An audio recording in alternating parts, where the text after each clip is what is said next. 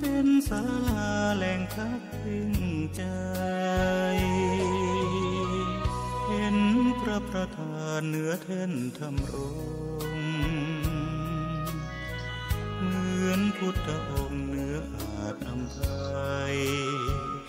แต่ทำจุนเจืออุเพื่อเราพ้องปัดป้องปวงภัย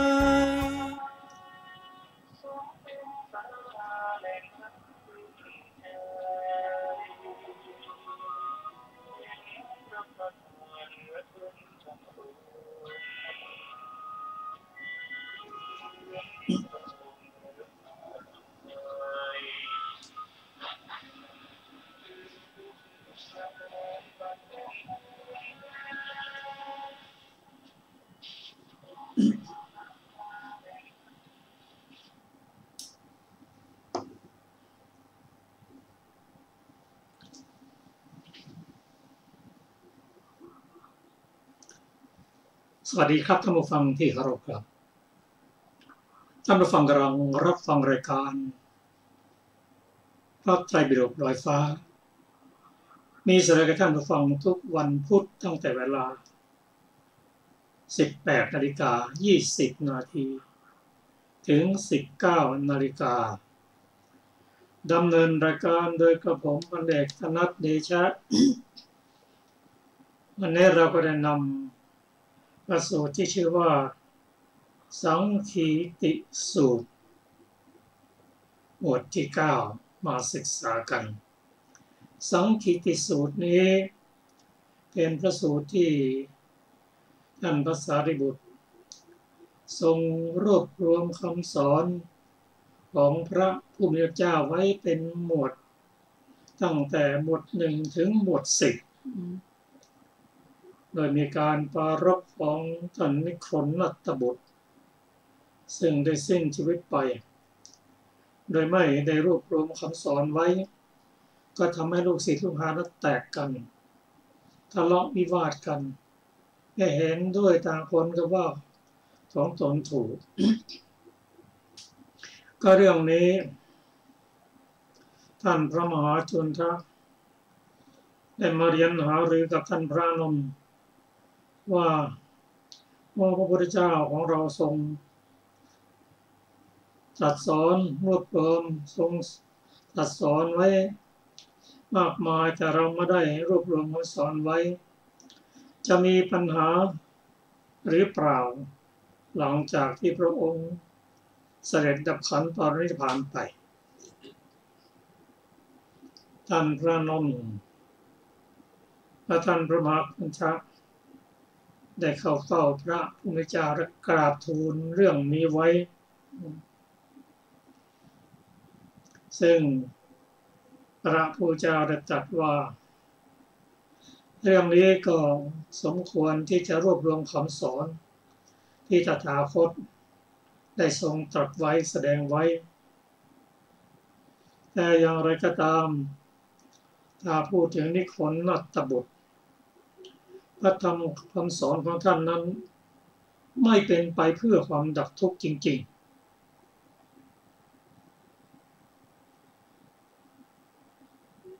อันนี้ก็เป็นปัญหาว่าคำสอนที่ไม่เข้าถึงความดับทุกข์จริงๆก็จะทำให้เกิดปัญหาถกเถียงกันได้เป็นประการหนึ่งประการที่สองนั้นไม่ได้รวบรวมคำสอนไว้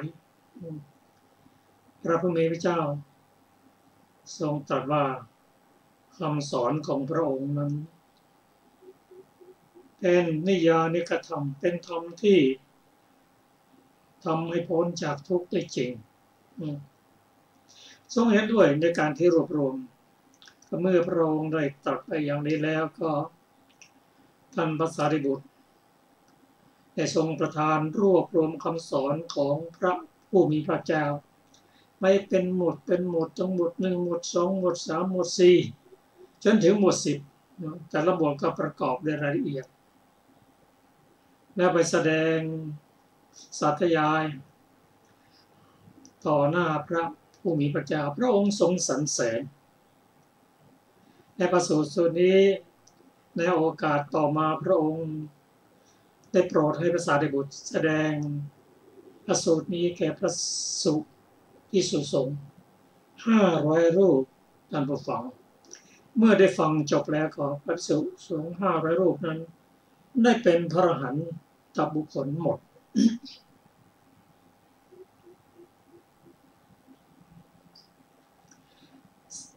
ณปัจจุบันนี้พระสูตรนี้ที่เราศึกษากันนี้ก็อยู่ในพระไตรปิฎกฉบับมมร.เล่มที่16ชื่อว่าสังคีติสูตรเราก็ศึกษากันมาเป็นลำดับแต่ละหมวดนั้นเห็นว่าสุขุมลุ่มลึกถ้าจะเข้าใจได้นะต้องประกอบด้วยศีล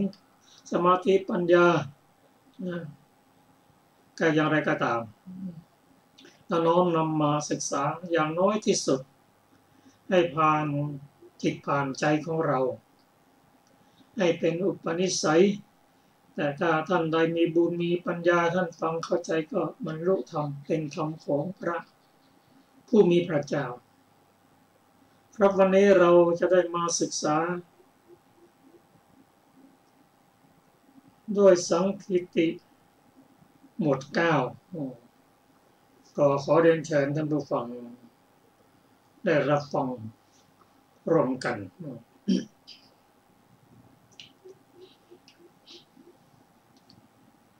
ท่านพระสารีบุตรได้กล่าวกับท่านภิกษุทั้งหลายว่าดูก่อนท่านผู้มีอายุทั้งหลายธรรมทั้งหลาย9แลที่พระผู้มีพระภาคผู้ทรงรู้ทรงเห็นเป็นพระอรหันตสัมมาสัมพุทธเจ้าพระองค์นั้นตรัสไว้โดยชอบแล้วมีอยู่พวกเราทั้งหมดด้วยกันพึงสังคายนาไม่พึงโต้แย้งกันในธรรมนั้นเพื่อประโยชน์เพื่อเกื้อกูลเพื่อความสุขแก่เทวดาและมนุษย์ทั้งหลายธรรมทั้งหลาย9เป็นไฉนอาฆาตวัตถุ9ข้อ 1ผูกอาฆาตด้วยคิดว่าคำว่าผูกอาฆาตเรียกจองเวรผูกอาฆาตจองเวรเป็นจิตที่ผูกโกรธถ้าไม่แก้ไขก็จะเป็นสนิมในใจประการที่1ผูกอาฆาตด้วยคิดว่าผู้นี้ได้ประพฤติสิ่งที่ไม่เป็นประโยชน์แก่เราแล้วอาฆาตเขาว่าผู้นั้นผู้นี้ประพฤติสิ่งไม่เป็นประโยชน์แก่เราก็ผูกอาฆาตเขาแล้วประการที่2ผูกอาฆาตด้วยคิดว่าผู้นี้กำลังประพฤติสิ่งที่ไม่เป็นประโยชน์แก่เราเขาทำไม่เป็นประโยชน์แก่ตนเองก็ผูกอาฆาตเขา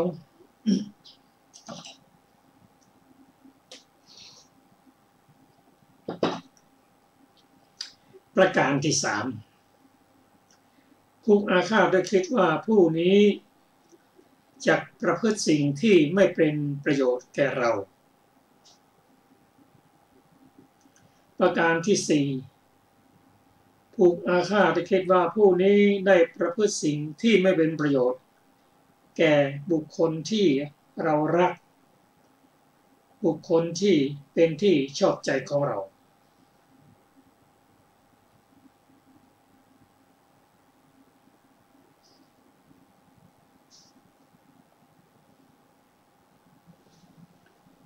เนี่ยท่านผู้ฟังที่เคารพครับอาจจะซ้ำๆกันเอาลงมาจะทบทวนได้อีกทีเพราะว่าต้องยอมรับว่าพระไตรปิฎกฉบับที่ศึกษาอย่างนี้ก็มีการตกหล่นมั่งซ้ำว่าความซ้ำกันมั่งแต่เราต้องศึกษาให้ดีเพราะทั้งนี้ทั้งนั้นเป็นเพราะผู้ พิมพ์ก็ได้หรือเป็นเพราะอย่างอื่นก็ได้แต่แน่นอนสิ่งที่พระพุทธเจ้าตรัสไว้เป็นสิ่งที่ถูกต้องแน่นอน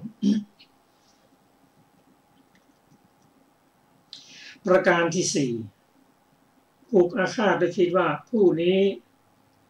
ได้ประพฤติ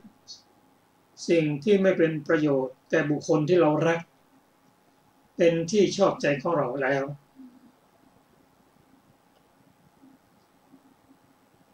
ประการที่ห้าผูกอาฆาตด้วยคิดว่า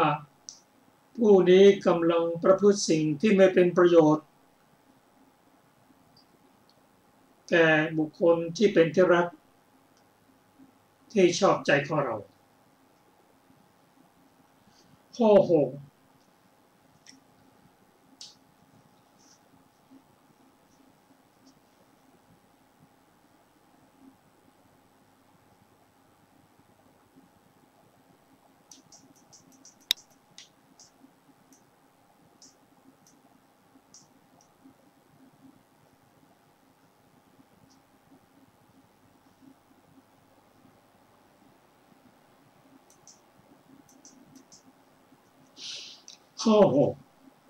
ผูกอาฆาตด้วยคิดว่า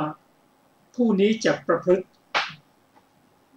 สิ่งที่ไม่เป็นประโยชน์แก่บุคคลผู้เป็นที่รักที่ชอบใจของเราประการที่เจ็ดผูกอาฆาตด้วยคิดว่าผู้นี้ได้ประพฤติสิ่งที่เป็นประโยชน์แก่บุคคลผู้ไม่เป็นที่รักผู้ไม่เป็นที่ชอบใจของเราประการที่แปดผูกอาฆาตด้วยคิดว่าผู้นี้กำลังประพฤติสิ่งที่เป็นประโยชน์แก่บุคคลผู้ไม่เป็นที่รักไม่เป็นที่ชอบใจของเราประการที่เก้าผูกอาฆาตด้วยคิดว่าผู้นี้จะประพฤติสิ่งที่ไม่เป็นประโยชน์แก่บุคคลผู้ไม่เป็นที่รักไม่เป็นที่ชอบใจของเรากลับจากเราจะมาดูแต่ละหัวข้อกัน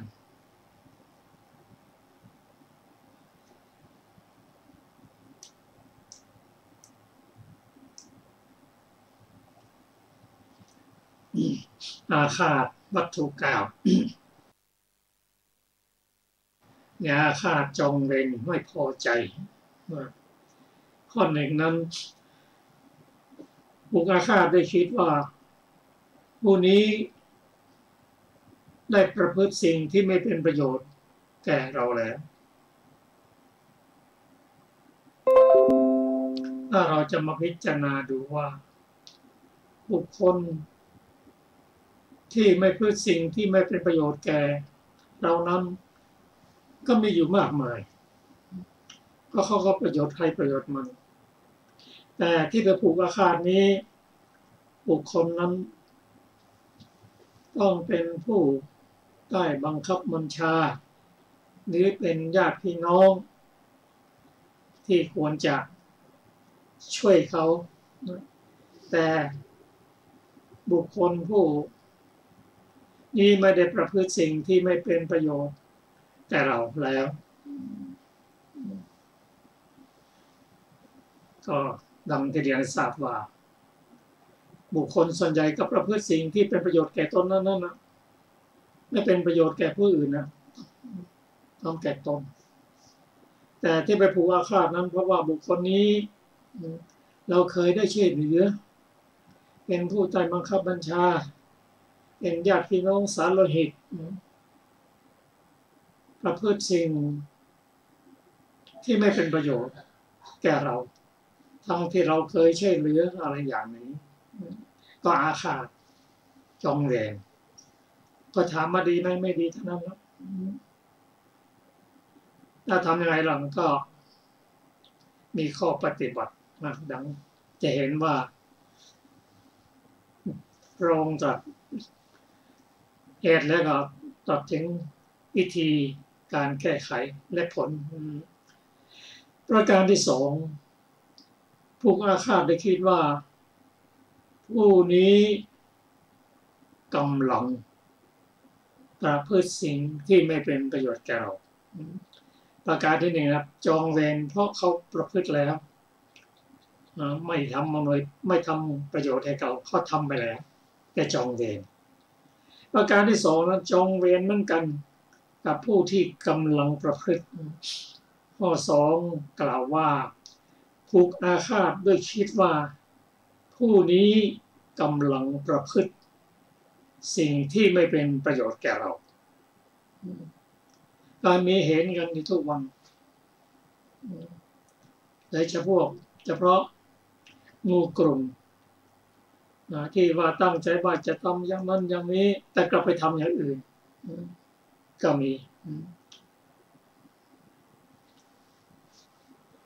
ก็ผู้ฟังคงจะทราบทุกวันนี้เห็นอย่างนั้นถ้าใครกำลังที่ประพฤติสิ่งไม่เป็นประโยชน์แก่เราแก่พวกเราอาฆาตละอีกหน่อยแท้เช่นนี้เป็นต้นก็ไม่ดีทั้งนั้น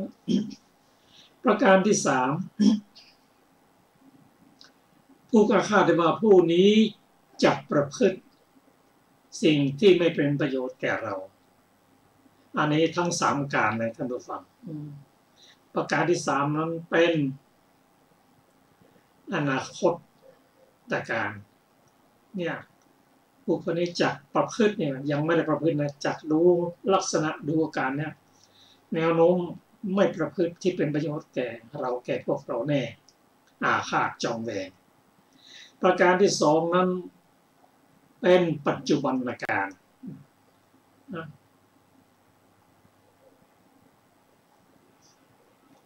ประการที่สองนั้นคือเป็นอนาคตการ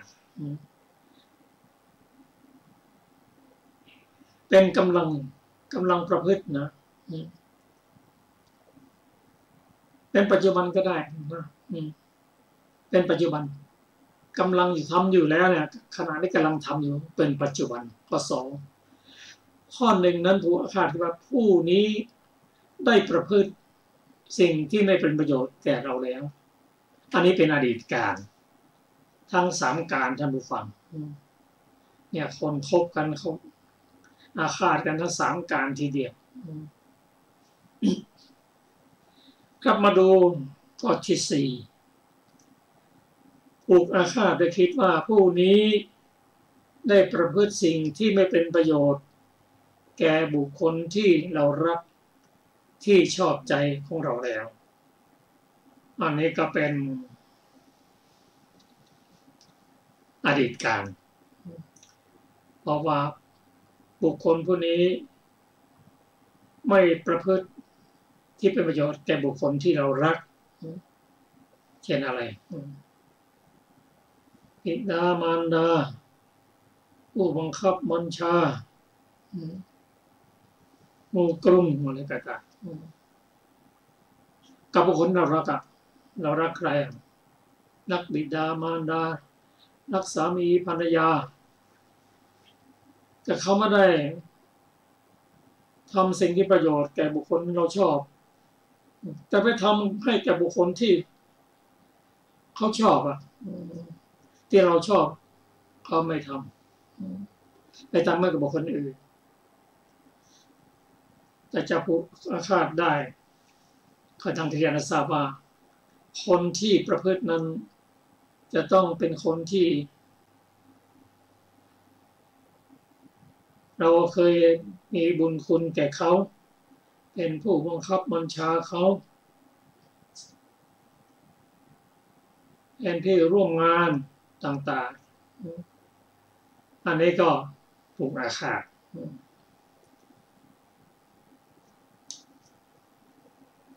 มาดูข้อต่อไป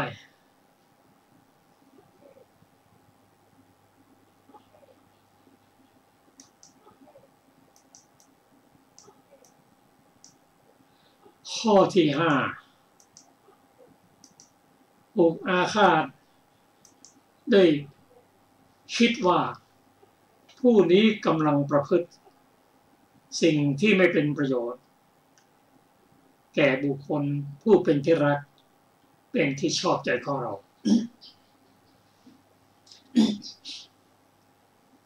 เนี่ยนะอันนี้เป็นปัจจุบันการเนี่ยบุคคลคนนี้กำลังประพฤติปฏิบัติต่อบุคคลที่เป็นที่รักของเรา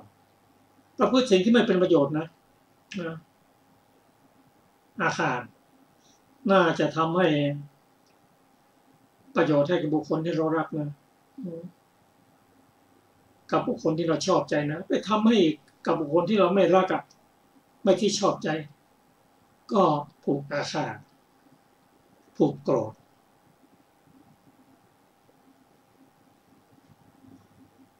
อันนี้ก็เป็นอกุศลนั้นท่านผู้ฟังเดี๋ยวเราจะมาสรุปกันอีกทีประการที่6ผูกอาฆาตได้คิดว่าผู้นี้จะประพฤติสิ่งที่ไม่เป็นประโยชน์แก่บุคคลที่เรารักเราชอบใจอันนี้คาดการเป็นอนาคตการดูแล้วผู้นี้นะดูการประพฤติกำลังทำอยู่นะไม่เป็นประโยชน์แก่บุคคลที่รักที่ชอบใจเช่นเราชอบใจนายของเรารักนายของเรายกตัวอย่างชอบผู้บังคับบัญชาของเราแต่ผู้นี้กลับไม่ทำประโยชน์ให้แก่นายของเราให้กับบุคคลที่เรารักเอาแท้อาฆาตเราจะได้รู้กันก็ผูกโกรธไม่ดีเท่านั้นเป็นกิเลสเท่านั้นมาดูข้อที่7ผูกอาฆาตได้คิดว่าผู้นี้ได้ประพฤติสิ่งที่เป็นประโยชน์แก่บุคคลผู้ที่ไม่เป็นที่รักที่ไม่ชอบใจของเราแล้วอันนี้เป็นอดีตการทำแล้วเนี่ยในอดีตการเห็นบุคคลผู้นี้ประพฤติสิ่งที่เป็นประโยชน์แก่บุคคลไม่เป็นที่รักที่ชอบใจของเราก็อยู่กับเราแท้ๆนะกินอยู่กับเราคบกันแท้ๆแทนที่จะทำประโยชน์ให้แก่กลุ่มของเราให้แก่พรรคของเราแต่ไปทำให้กับบุคคลอื่นพวกอื่นพรรคพวกอื่นอาฆาตแล้วนี่มาว่าเป็นอดีตการเห็นแล้วเขาประพฤติเห็นแล้วเขาทำแล้วให้กับบุคคลที่ไม่เป็นที่รักมาดูข้อที่8ผูกอาฆาตจองเวรได้คิดว่าผู้นี้กำลังประพฤติสิ่งที่ไม่เป็นประโยชน์แก่บุคคลผู้ไม่เป็นที่รักไม่เป็นที่ชอบใจของเรา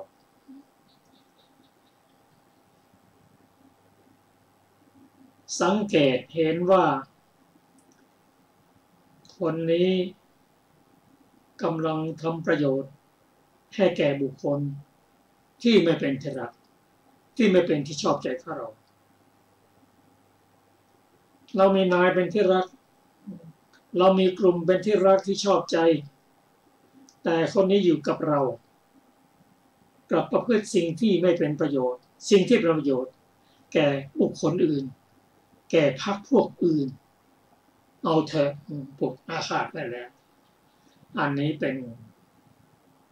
ข้อที่8ข้อที่9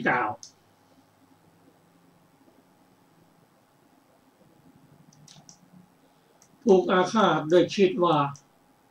ผู้นี้จะประพฤติสิ่งที่ไม่เป็นประโยชน์แก่บุคคลผู้ไม่เป็นที่รักที่ชอบใจของเราอันนี้ยังเป็นอนาคตนะ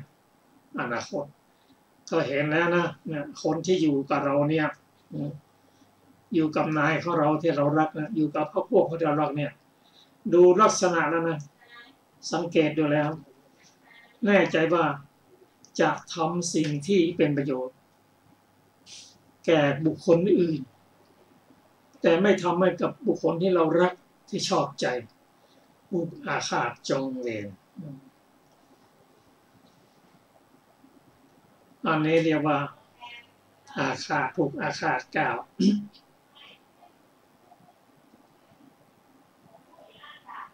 มาดูอาฆาตปฏิวินัย9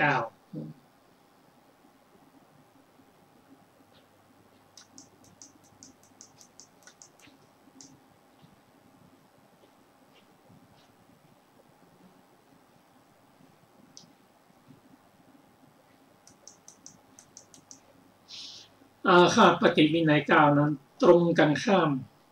กับอาฆาต9อาฆาตวัตถุ9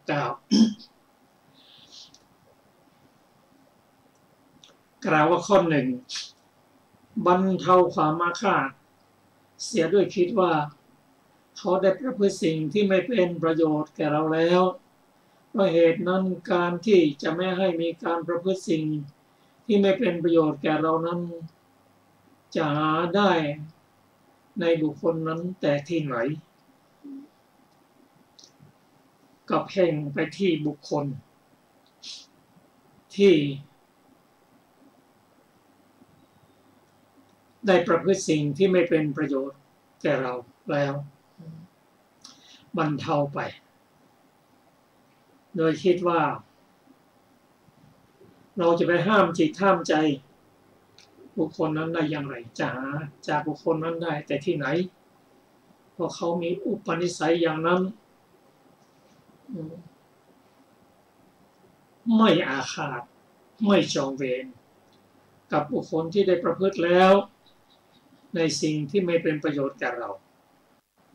มาอยู่กับเราเป็นผู้ใต้บังคับบัญชาของเราอยู่กับหมู่กลุ่มอยู่กับพรรคพวกของเราแต่ไม่ได้ทำประโยชน์แก่เราไปทำประโยชน์แก่ผู้อื่นแล้วช่างเถอะกรรมใครกรรมมันเราไม่อาฆาตกันแล้วกันระวางจิตให้เป็นกลางการที่จะบังคับจิตผู้อื่นนั้นไม่ใช่ที่จะทำได้ง่ายๆนะจะไปหาโดยเฉพาะบุคคลนั้นนะเราจะหาจิตใจนั้นได้แต่ที่ไหนก็เป็นการดีไม่อาฆาตเป็นการแก้ทันทีนะเห็นแล้วไม่อาฆาตแล้วทันทีแต่ถ้าเขาทำแล้วก็อาฆาตเขาแล้วค่อยๆแก้ไขจนไม่อาฆาตก็มีทั้งส่วนที่เป็นอกุศลและกุศลการที่ไปอาฆาตเขานั้นนานเท่าไหร่อกุศลกันเกิดขึ้นนานเท่านั้นถ้าตัดทันทีอกุศลก็หมดไปทันทีกุศลก็เกิดขึ้นความรวดเร็วนะสำคัญอย่าปล่อยให้นานอย่าอาฆาตถ้าไม่อาฆาตเปลี่ยนทันทีประการที่สองบรรเทาความอาฆาตบรรเทาลดความผูกเวรลงโดยคิดเสียว่าในจิตนะคิดเสียว่าเขาประพฤติอยู่ซึ่งสิ่งไม่เป็นประโยชน์แก่เราก็ช่างเขาเถอะเขาอยู่กับเราแล้วเขาไม่มีความกตัญญูไม่รู้คุณก็ช่างเถอะการที่จะไม่ให้เขาประพฤติสิ่งไม่เป็นประโยชน์แก่เรานั้นหาได้ยาก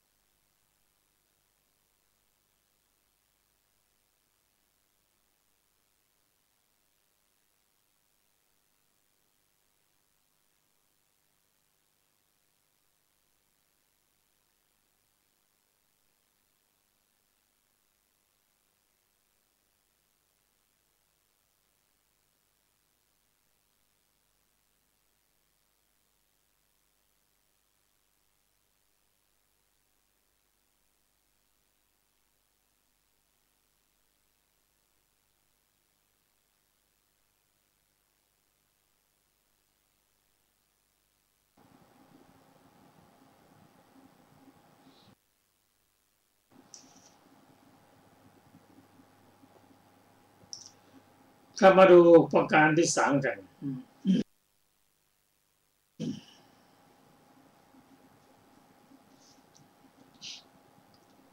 บรรเทาความอาฆาตเสียโดยคิดว่าเขาจะประพฤติสิ่งที่ไม่เป็นประโยชน์แก่เราเพราะเหตุนั้นการที่จะไม่ให้มีการประพฤติสิ่งที่ไม่เป็นประโยชน์แก่เราจัดหาบุคคลนั้นได้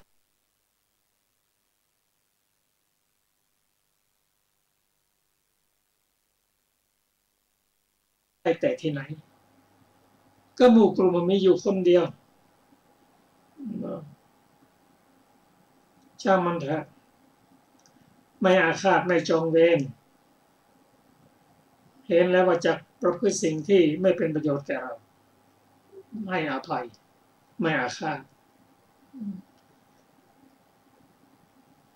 มีเมตตามีกรุณามุทิตาอุเบกขาจะหาได้ที่ไหนประการที่สี่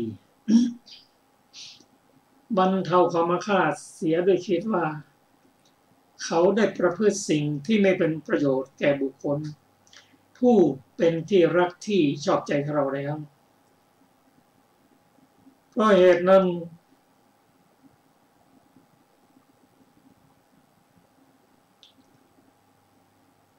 การที่จะไม่ให้เขาประพฤติเช่นนั้นจะหาได้ในบุคคลนั้นแต่ที่ไหนอันนี้เป็นประการที่สี่บรรเทาความอาฆาตต่อบุคคลที่ประพฤติสิ่งที่ไม่เป็นประโยชน์แก่บุคคลผู้ที่เป็นที่รักที่ชอบใจอันนี้ก็ส่วนมากก็เป็นผู้ลูกน้องผู้ใต้บังคับบัญชาเห็นบุคคลที่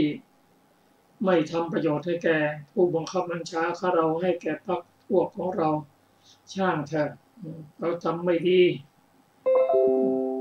ก็เป็นเรื่องของเขาเป็นกรรมของเขา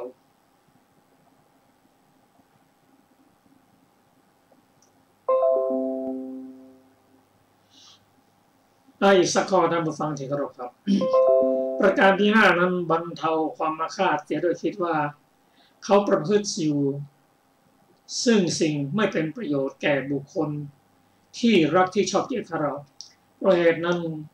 การจัดประพฤติเช่นนั้นจะหาได้บุคคลที่ไหนก็เป็นการให้อภัยต่อบุคคลที่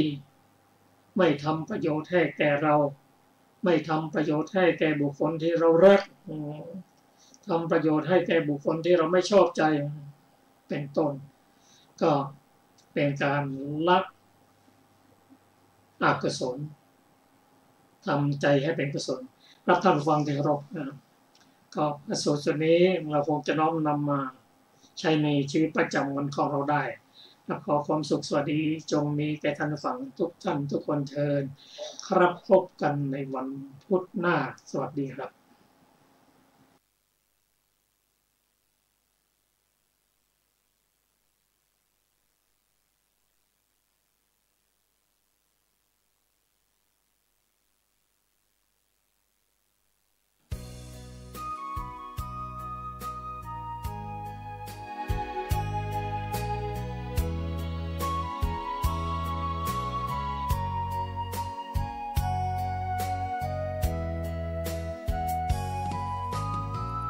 วัดเป็นบุญเขตวิเศษสถา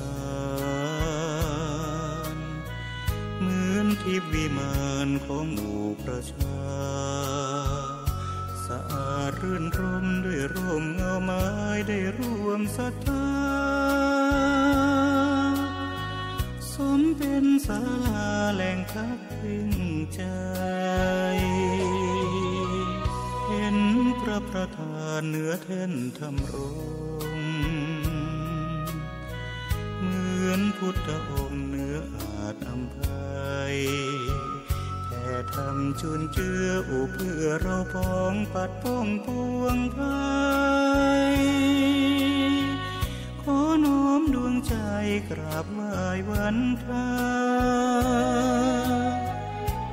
เล็กหรือใหญ่นั้นไม่สำคัญวัดเท่าเทียมกันด้วยแรงพัฒนาพระทรงเคร่งครัดทำกิจวัตรทุกวันเวลา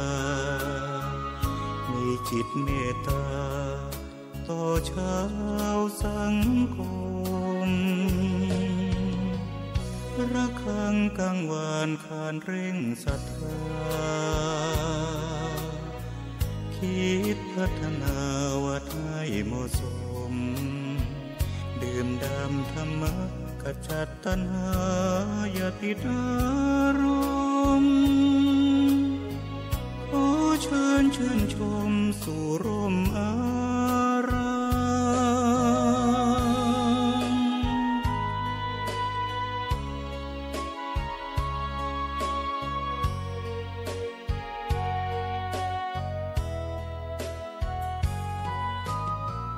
วัดเล็กหรือใหญ่นั้นไม่สำคัญวัดเท่าเทียมกันด้วยแรงพัฒนาพระทรงเคร่งครัดทำกิจวัตรทุกวันเวลามีจิตเมตตาต่อชาวสังคมระฆังกังวานขานเร่งศรัทธาคิดพัฒนาวัดให้เหมาะสมดื่มด่ำธรรมะขจัดตัณหาอย่าติดอารมณ์ขอเชิญชื่นชมสู่ร่มอารา